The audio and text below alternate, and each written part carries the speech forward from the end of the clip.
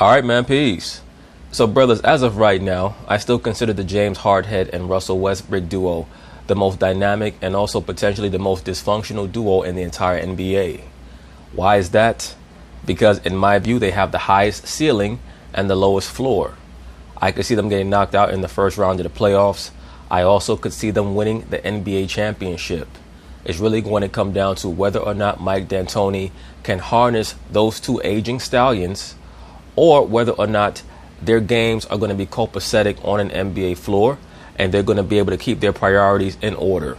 Because over the past 5 seasons, neither James Harden, aka James Harden, nor Russell Westbrook, aka Russell Westbrook, have been able to understand how to get theirs while focusing on making their team better. Neither one of those two players have shown the ability to sacrifice on the other end of the floor, or to play a real team game, move without the basketball, want to see teammates flourish, etc. So they're both going to be tested this season. We're going to find out how things are going to go. But I see a very bad sign on the horizon. James Harden is still complaining that he does not believe that he gets his just due as an MVP candidate. He believes that he's been robbed of the MVP award more than once. It's very obvious, because now he's stating that the NBA establishes a narrative before the season and that determines who wins the MVP award. Now, I agree partially with him.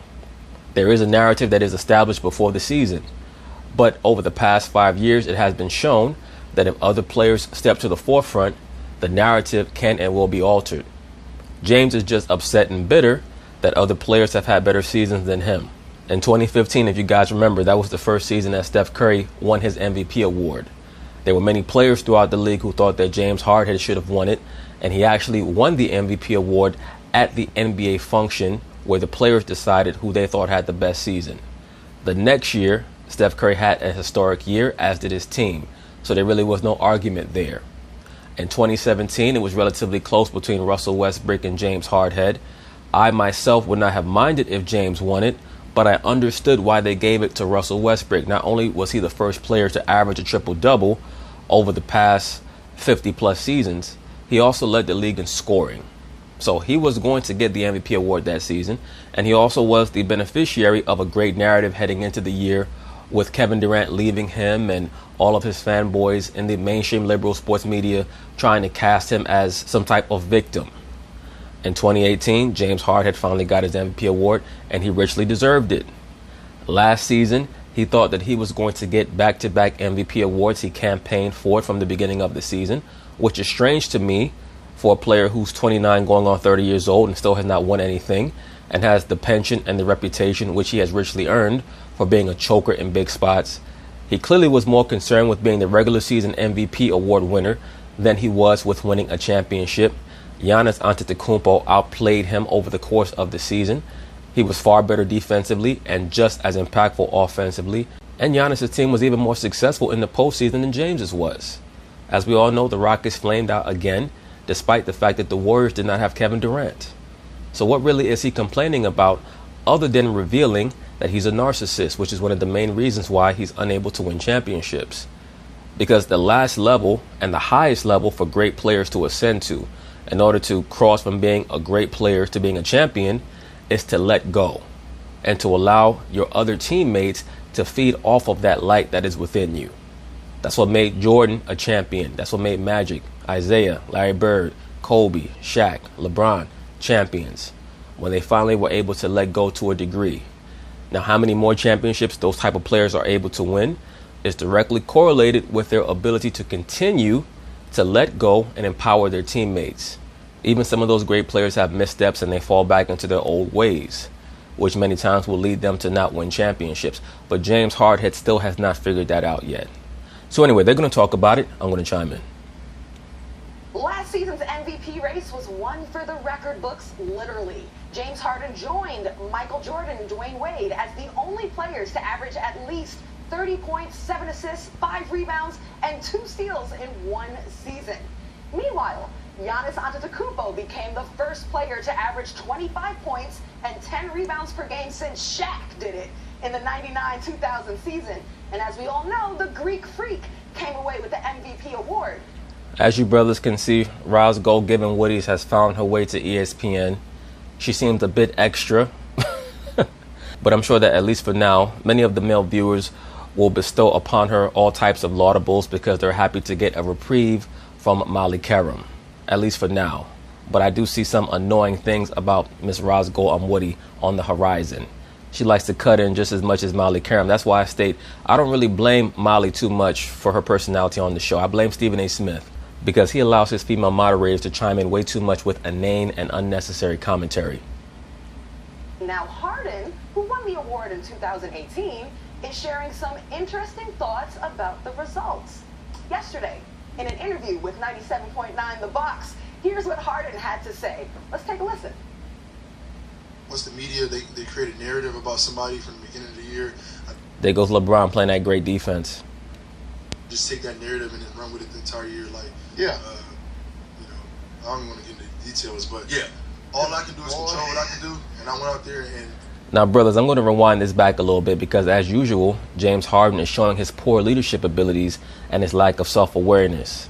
He's going to complain about how the media establishes the narrative before the season, but then he cuts himself off because he realizes that in order to substantiate what he's claiming, he's going to have to start talking about some of the MVPs that he's lost over the past 5 years.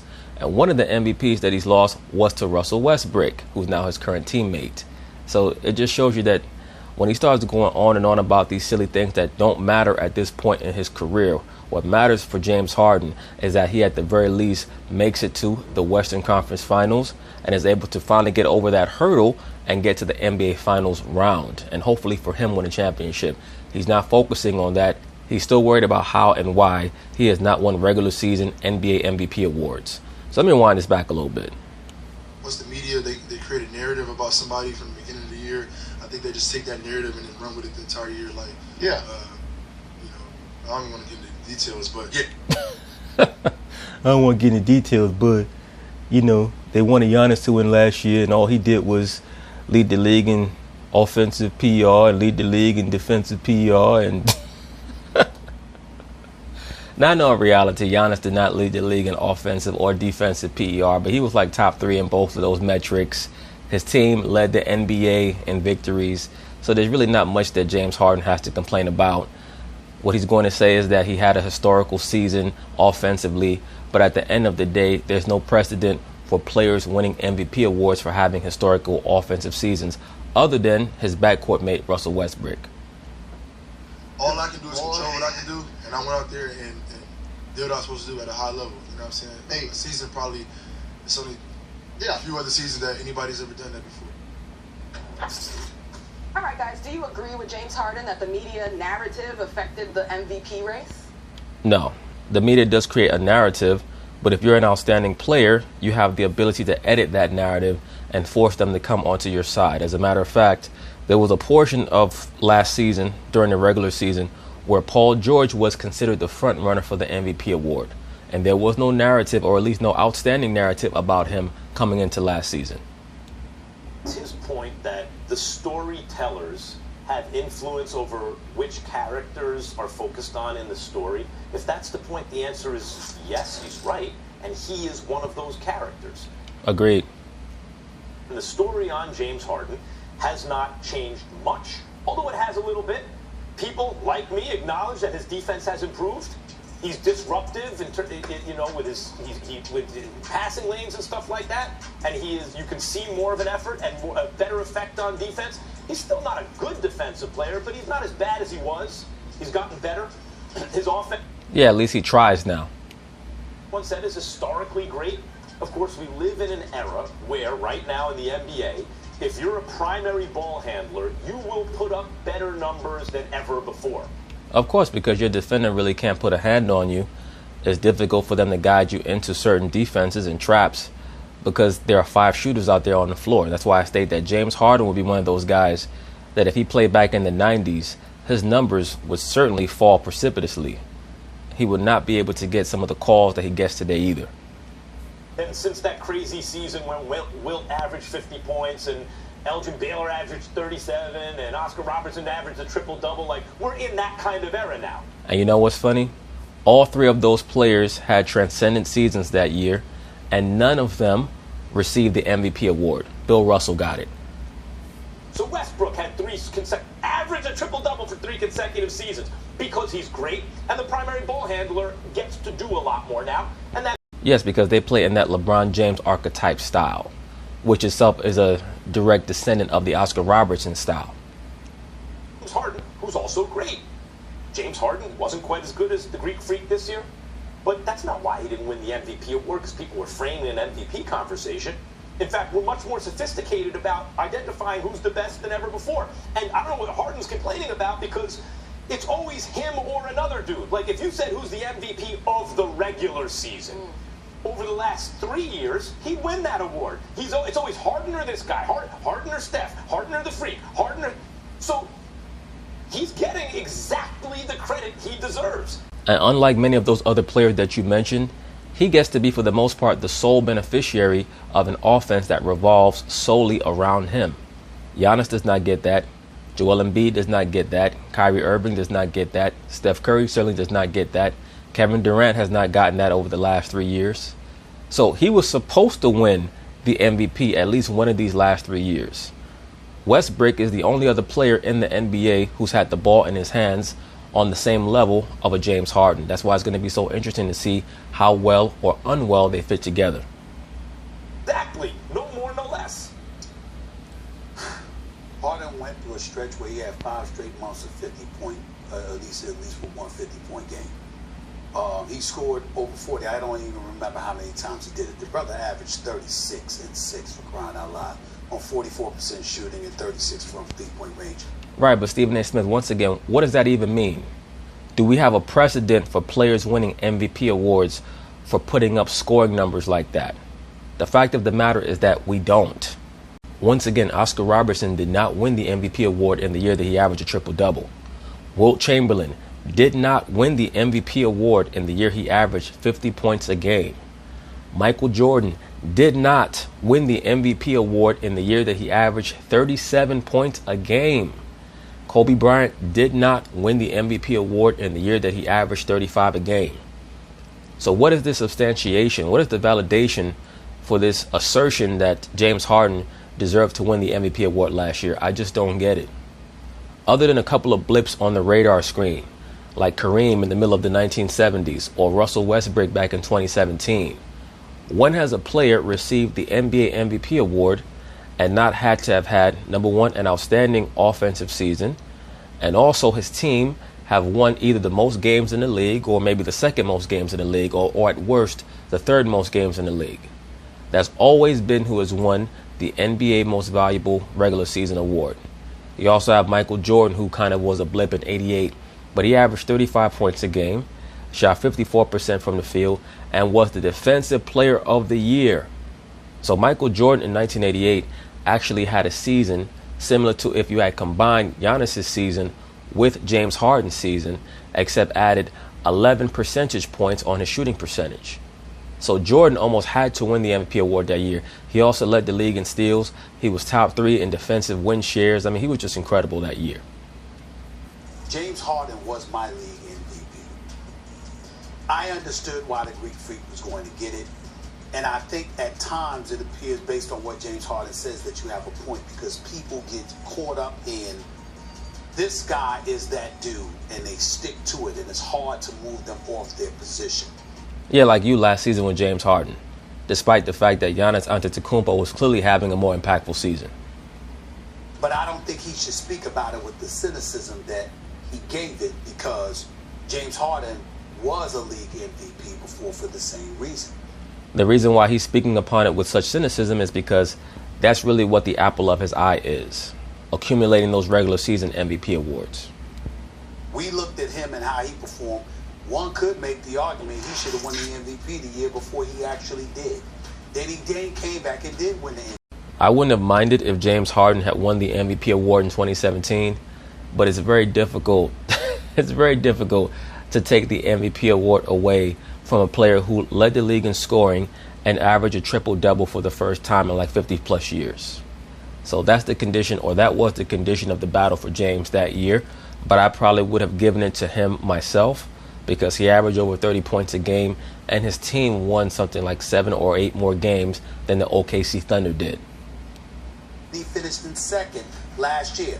The Greek Freak won more games. They were a #1 seed in the Eastern Conference. He was a monster on both sides of the ball, both ends of the floor, whereas James Harden obviously did it offensively. My case for James Harden being the MVP, Chris Paul missed 24 games, Clint Capella missed his share games, Eric Gordon missed his share games, Trevor Ariza was let go, and they let him go and land in Phoenix for 1 year, $15 million deal. I never thought they should have lost Trevor Ariza. And James Harden, after starting off 11 and 14, said, give me the ball and move out the way. I've had enough of this, and took the hell over. To me, that's what MVPs are made of.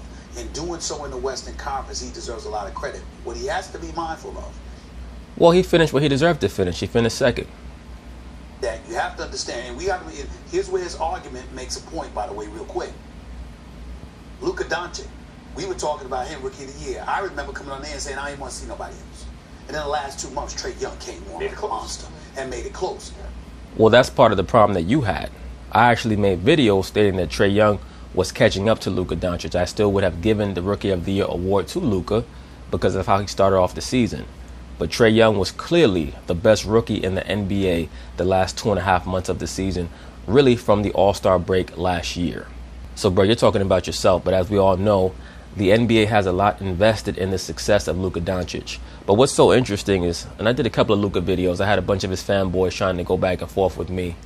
I want to see how many people are prognosticating or predicting the Dallas Mavericks to make the playoffs this year. If Luka Doncic is supposed to be so impactful, and now they've added the unicorn, Kristaps Porzingis, how many people are going to predict that the Dallas Mavericks will make the playoffs this year? That's what I want to know, because people are talking about Luka like he's the next thing or he's the second coming. Luka Doncic hadn't been ordained as the Rookie of the Year in waiting. I'm saying, who knows what some would have done in the media. So they would have gotten it wrong? I'm saying. Like they got it right. It's possible that they would have, because the media got caught up in what Trae Young was doing over the last 2 months. I see what you're saying. They're getting caught up. You're saying the media could do it the other way, too. Exactly. Even if they start with one guy, they could... That's what I'm saying. But what James Harden has to do is appreciate that as being a part. You know who it applies to, though? It doesn't apply. What Harden's point, there's some validity to what he's saying. Yeah. It applies to Steph Curry more than Harden. James Harden only had a better season than Steph Curry because he was asked to do more. Thank you, sir. Steph has shown whenever he's asked to do more, he can do it too. Harden wasn't better than Steph Curry last year. He just was better more often because his team asked him to do more with the ball. Absolutely, he had more opportunities. That's why I've stated that coming into this season, Steph Curry is going to have to try to win the MVP award. And it's going to be interesting to see how he's able to sustain that load at 32 years old. Every single thing. Steph Curry had to miss games. Sure, but then in the playoffs, Steph was better than James Harden. Sure. Doesn't importance to team and the carrying of load also factor into how you decide an MVP? Absolutely. James Harden's So I don't think that negates Harden's. What my point is, James Harden was asked to do more, and he did it. And just because Steph has shown that his rates are the same or better than Harden's, and when he's asked him to do more, he can also do it, doesn't... And maintain the same level of proficiency. For example, when Stephen Curry's asked to be the center of an offense like he was in 2016, he's shown that he can average 30, but also shoot 50% from the field, which James Harden comes nowhere near close to doing. He did it. That's true. Usage rate, not missing games, all that stuff counts for Harden. That's why he came in second and Steph came in fifth. Like, the stuff that he's talking about, actually, you could apply that to a player like Steph Harden. But you do have an obligation to take into account what somebody is asked to do. Because sometimes people are asked to take a lesser role. Sometimes they're asked to step forward. Sometimes they're asked to shoot more. Sometimes they're asked to shoot less. You have to take into account what your job description is. In my opinion, I've always done that when measuring an MVP. And I look at Budenholzer and what he's asked of the Greek Freak, and I appreciate that. But what Mike D'Antoni asked of James Harden... This is where I have to cut you off, Stephen A. Smith. All Budenholzer asked Giannis Antetokounmpo to do is be the most dominant player on both offense and defense every night. What Mike D'Antoni asked James Harden to do is shoot whenever he wants to shoot. There's a major difference in responsibility there. And as usual, with many of you pundits in the media, you act like you care about defense, but you don't really care. And for James Harden to come out there and do what he did last year, he's actually a team player. I think he deserved league MVP. One thing Harden should get credit for, because there's this idea, people conflate these two different issues. Oh, it's the ball stopped and everyone sits around and watches Harden, and that's the problem with the Houston offense. In fact, Harden's a team player. Because not only did he work on his defense and all that stuff, when his team needed him to score 50, he did that. When guys came back and he needed to take a little step back, he did that. Just because a dude scored 50 points doesn't mean he's not a team player. He's a team player. I'm giving him credit for everything he deserves. He was the second best player in the regular season last year. Not Agreed. a narrative. It's about what happened. I think it goes close both ways. Either Giannis or Harden would have been absolutely deserving MVP candidates. And Stephen A., like you, last season, I had a vote for the postseason awards as well, and I voted Harden. Postseason? Yep, I voted Harden MVP. No, not in the postseason. For the league awards, league MVP. And I went on statistical dominance. I went on historical significance. During that time, all those players you mentioned were injured. He went on that 32 straight games of 30-plus points or more. Then I went on how much importance and load he was managing for the team. If he wasn't there, what would happen to the Rockets? To the Bucks? And then I think they would have been a playoff team in the East. I still think they would be very good. I mean, literally, G League players were coming in to help the Rockets. And then finally, also feel like we're at all these games. I see Stephen A. all the time. Like, you could just watch a game and be like, yo, Harden, can't stop this man. And so, can't stop him. Until the playoffs when. Thank you, sir. And win. Well, I will tell you this. Now that's valid. It's crazy. As crazy as this sounds, he's got to do more playoffs. And I was obviously, if Harden was in the same position Milwaukee was in against Kawhi Leonard, I'm saying Harden would have smoked them. All right, guys. Based on what precedent Harden would have smoked somebody, Stephen A. Smith. This is why I have a tough time when Stephen A. tries to assert himself as some type of basketball expert. James Harden had the chance to smoke Kawhi Leonard back in 2017, and we saw what happened. Harden would have smoked. I'm talking about he would have smoked him. Who would he have smoked? I said if he was in the same position as Milwaukee, they would have smoked Toronto. Remember when Milwaukee was down 2-1? Remember when they were down in the series? Who has Harden ever smoked in the playoff? Thank you, sir. Thank you, Max Kellerman. I think that Stephen A. Smith been smoking something. He's talking about smoking. That ever. Harden still averaged. Ever. Show me a time where that Harden happened. doesn't up to Harden, but he did not choke. Kawhi like would have ate his lunch. Kawhi would have got his. Hey, Kawhi is real. Okay, we got to go.